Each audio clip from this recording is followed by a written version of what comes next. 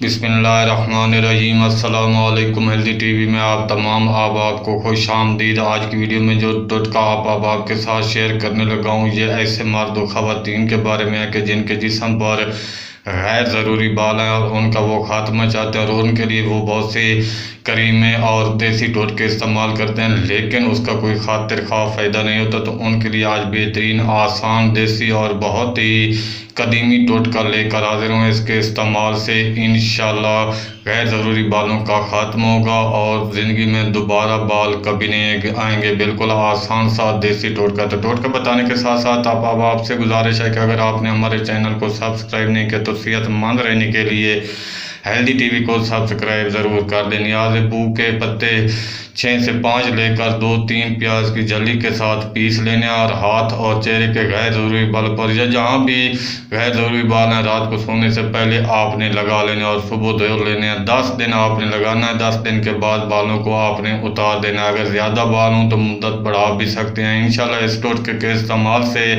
सारी ज़िंदगी बाल दोबारा नहीं आएंगे। बिल्कुल आसान सा देसी टोटका है। तो ऐसे अफराद जिनके जिस्म पर गैर ज़रूरी बाल हैं वो ये आसान सा देसी टोटका इस्तेमाल करें और अपनी दुआओं में याद रखें। टोटका अच्छा लगा तो वीडियो को लाइक कर दें। मिलते हैं अगली वीडियो में एक नए नुस्खे के साथ, एक नए टोटके के साथ। तब तक के लिए अल्लाह हाफ़िज़।